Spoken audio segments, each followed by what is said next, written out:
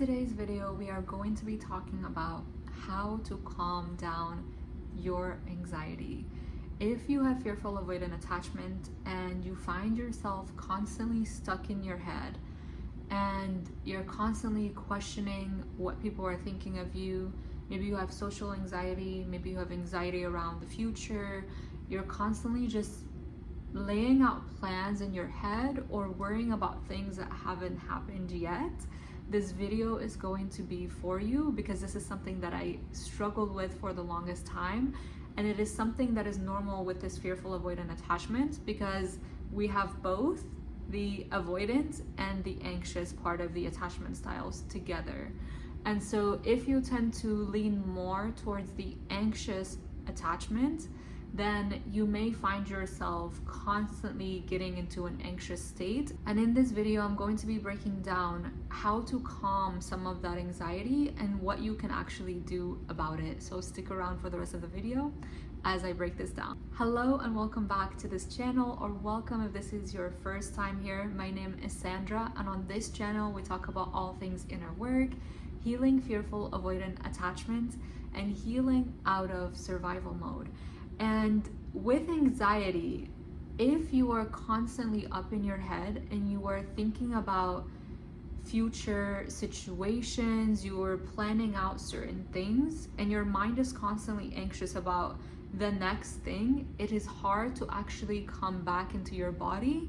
And when you are not having a full human experience and you're in your body and you're just using your brain for problem solving, but you're actually just using it to worry about things that haven't happened yet, you're kind of using your mind in a way that it wasn't intended to be used, and that can oftentimes put you more into survival mode, and it keeps you up in your head. And why do we not want to constantly be up in our head, especially as women? We don't want to constantly be up in our heads because that takes us away from the present moment. What we're actually worrying about, or what we're planning ahead of time. Have you ever just planned out a conversation in your head, or even had a conversation with someone, and then after the conversation was over, you went into your head about the things that you could have said better? There's nothing wrong with trying to become a better person, trying to improve conversational skills, but when you find yourself constantly questioning, are you saying the right thing? Are you doing the right thing? What's going to happen in the future? You're constantly up in your head. That keeps you in survival mode. And when you're constantly in survival mode, your body doesn't get a chance to actually process everything. Your body doesn't get a chance to actually be in the parasympathetic and relax. And so when you're in survival mode and when you're up in your head constantly, that doesn't give your body the chance to heal. That doesn't give your body the chance to process. And we want to give our body the chance to have that space and time to process what we're experiencing on a daily basis. If not anything from the past, at least what is going on a daily basis. And if we're just constantly in survival, we're on this high alert, and we're just looking out for the next thing that we need to do, we're looking out for things that haven't happened yet, and we're worrying about that, that's going to constantly keep us in survival mode, in fight or flight, and we're just constantly looking for things that are going wrong that haven't even happened yet. And that stresses out your body, it raises your cortisol levels, and if you don't know what cortisol can actually do to your body, especially as a woman, I want you to look that up and learn more about that, because that can be one of the most damaging hormones to your body when you're constantly pumping this out from being in survival mode. It can impact the rest of your hormones, it can impact your beauty, it can impact your energy levels, it can impact your aging, it can impact so many things. So we don't want to constantly be in the survival mode. We want to enter sympathetic when we need it, when we want to enter it, but being stuck there from being in our heads and having this much anxiety is not something we want to continue doing and prolonging. Now I'm going to go into the tips of how you can actually calm that anxiety down. First thing that I will say that you can do to calm your anxiety is to look at your diet. Are you consuming a lot of caffeine? Are you consuming a lot of sugary foods? Because oftentimes when you are consuming caffeine and you're consuming sugary foods or junk foods in general, that elevates your anxiety, because then you have all of this energy and from the caffeine and from the sugar, and your body has to use that energy somehow. And moving even into my next point, which is moving your body to use up the energy that you have. I am a generator in human design, and when I do not use up all of my energy by the end of the day, and I don't move my body or I don't exert a certain amount of effort, I end up feeling restless at night, and I end up sitting in bed and having so many anxious thoughts. So you want to be able to use that energy, because that energy has to go somewhere. And if you are not exerting it physically, then you're going to end up using it mentally. And so since that energy has to be used anyways, why not use it in the way that you want to use it towards your advantage to get that dream body? And back to my first point, where if you're consuming caffeine and sugary foods or junk foods in general, and that is giving you temporary bursts of energy, and you're not really using that energy, it has to go somewhere. It has to be used mentally up by you. And especially if you tend to have sugary foods or caffeinated drinks more later in the day, that is always going to impact your sleep, and it is going to maybe cause you to sit in bed ruminating and just playing out scenarios instead of actually allowing you to get the rest that you need, because the energy has to be used up. And that is a stimulating energy. It is not an energy that is going to help you relax and go to sleep. So what I would recommend is to, if you don't want to cut out caffeine altogether, is maybe switching from coffee to matcha. I don't drink caffeine anymore. I don't really drink coffee anymore. I got to a certain point where I just felt like coffee tasted acidic to me. My body was giving me the signal that coffee is not for us anymore. Like, it was not for me anymore. And instead of liking the taste of coffee, I started to taste like battery acid. I don't know. Like, it just started to taste really bad. And so I moved away from drinking coffee and drinking a lot of caffeinated drinks in general. But if I do, I tend to do that at the beginning of the day. If you like the flavor of coffee, you can also do decaffeinated coffee, which has a little bit of caffeine, but still not as much as caffeinated regular coffee. If you also didn't care for the flavor but still want a little bit of energy, something that has more of a consistent release of energy is matcha. So coffee gives you the energy right as soon as you drink it, and it gives you all of it all at once, and it gets all released in the body. Whereas with matcha, that actually gets released over, I think, a 6-hour period, and gives you sustainable energy for a longer amount of time. So I feel like that's way better, especially if you experience anxiety. If you're receiving so much energy all at once from a caffeinated drink like coffee, which can cause this burst of anxiety and kind of going up in your head, versus if it's happening slowly, that can kind of alleviate a little bit of that. So I feel like coffee is more of like the masculine drink, and matcha maybe is more of like the feminine drink that just like releases slowly. So if that is something that you want to switch in your diet, I would highly recommend that, if you still want to keep the caffeine within your diet. I want to also elaborate on the moving your body point. You don't have to exert yourself and exhaust yourself at the gym, especially as women. We are not meant to work out for long periods of time, because that also stresses your body out and releases a lot of cortisol. So what you want to do is just make sure that you are moving throughout the day. Maybe go out for walks, maybe do a light workout, maybe like 20-30 minute workout that kind of gets your heart rate up.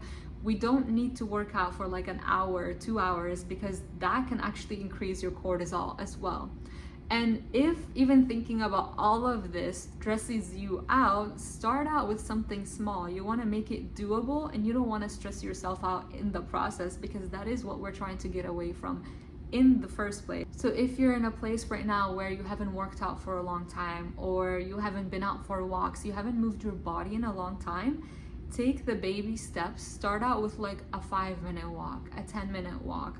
Start out with maybe doing like the smallest weight and do the smallest amount of reps that you can do, just to get in the habit of moving your body in that way. You don't have to dive right in. I feel like I usually have the tendency, or used to have the tendency, of really jumping right in and going all in, and then I would get so exhausted and then kind of say, oh well, I'm never doing this again, this was horrible. So you want to work with your body, with where you're at, and make it doable and sustainable for yourself, so that you're not like going all in and then quitting, going all in and then quitting. So adding on to the moving point, the third point that I have is to start building trust with yourself.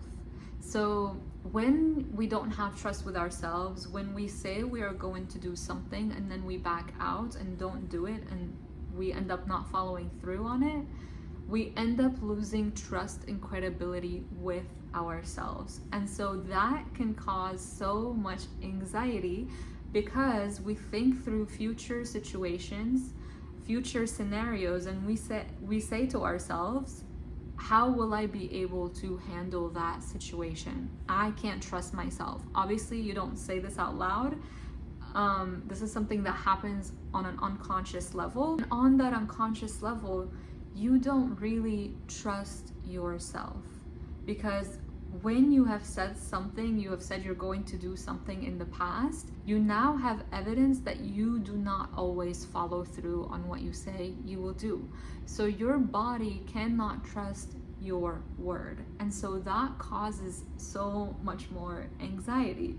But when you learn to follow through on what you say you will do, and learn to trust yourself, your brain, that part of your brain that is afraid and trying to plan every single thing ahead of time, is going to start trusting you so much more, and stop spending so much time trying to plan through things. I believe I had a video on this, how to build self-trust, I think is the thumbnail. I don't remember the title of the video, but I will link that down below if you want to watch it. But essentially, it's about building that trust with yourself, taking the small steps. Just like I said, if you want to start moving your body, don't say, I'm going to run for 30 minutes straight, and then when the time comes, you don't end up doing it, and it's like this like outrageous thing, you haven't done it in so long, and you set this huge goal for yourself, and now when the time comes to do it, it's like, how am I gonna do this? So start out by taking small steps, setting small goals for yourself, things that are achievable, things that are doable, and that way you can actually follow through, and then your body in the process learns, I can trust myself now. I can trust that I will follow through on my word. I can trust that I will take the necessary action when the time comes. And another point to this is to also start writing things down. And I think I talk about this in the video that I mentioned on how to build self-trust, is instead of trying to remember everything in your head and trying to have everything that you need to do, whether it's errands, whether it's appointments, whether it's meetings, whatever it is, instead of trying to have that up in your head, I want you to use the reminders app on your phone, or any kind of way that works for you, a calendar, whatever it is, and start actually writing those things down. And what that does is that it takes you out of your head from constantly having to think about that thing you have to do, from constantly trying to remember it, because when you don't write it down, your brain is like, okay, I have to remember, I have to do this thing, I have to keep it in my mind so I don't forget.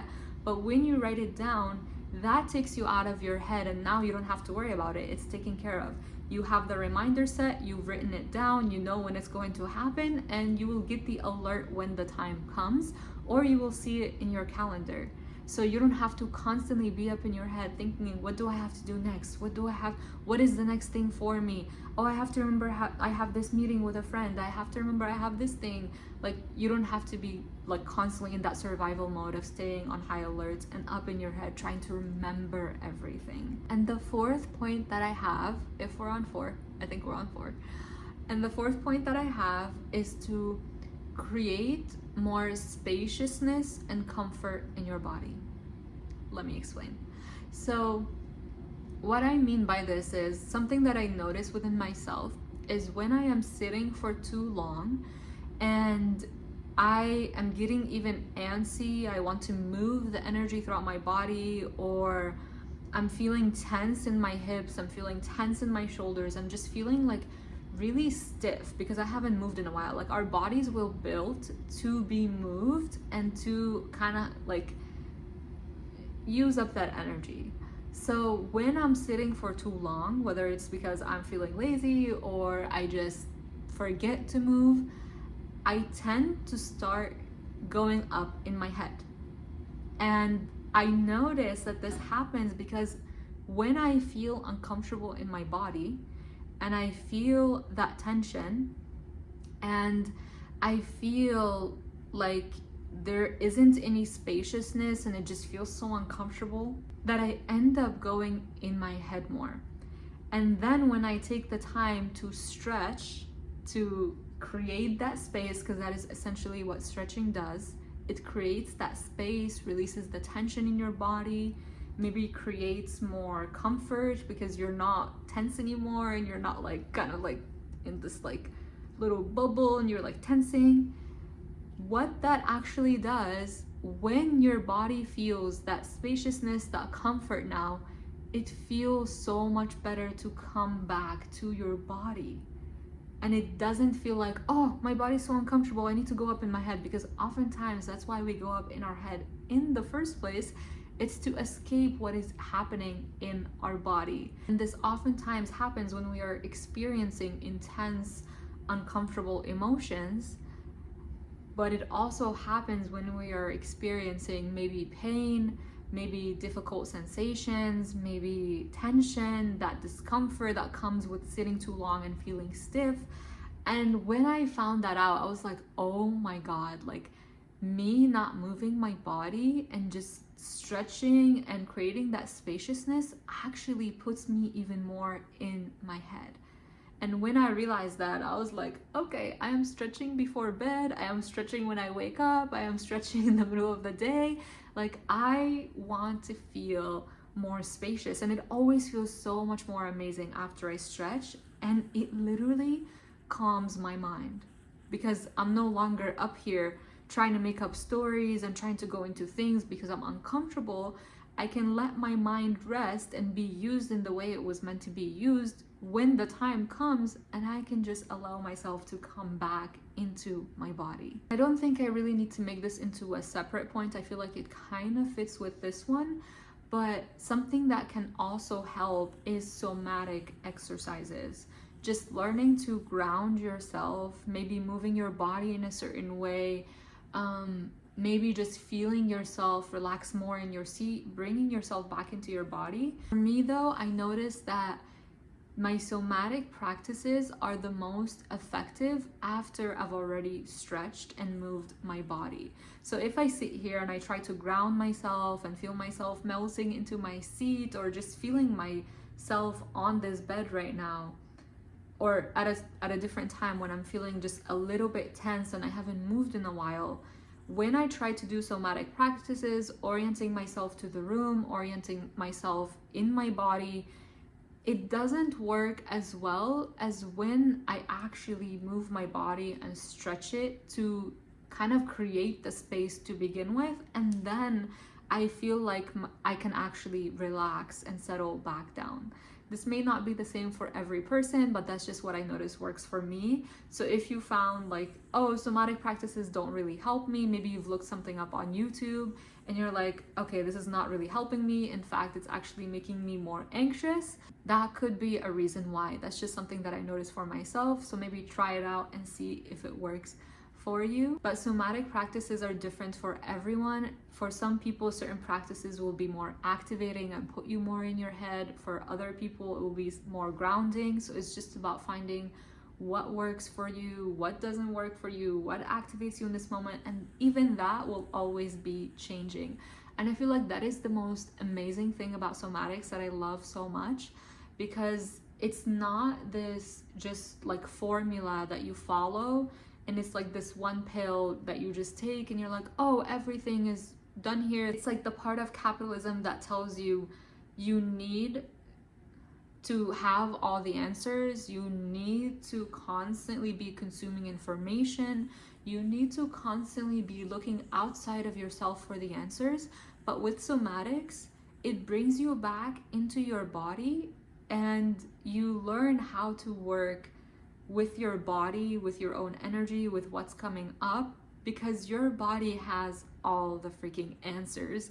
You don't have to go outside of yourself to get the answers, because someone else can't tell you what is happening in your own body. Someone can guide you through that and help you figure out the answers that your body is giving you if you're not sure how to do that. But they can't give you anything that you do not already have. They cannot give you the answers. They cannot give you the solutions, because everyone is on their own path or in their own phases. But if you guys want me to do an in-depth video on this, I can do that. This is gonna be a whole other video if I go into what somatics are, how to use them, how they can help you, how they can help you come back into your body. It's a whole other topic. So if you want me to discuss that, I can in a different video. Feel free to leave any comments down below on any insights that you had throughout the video, any questions that came up, and I will see you in the next video. Bye.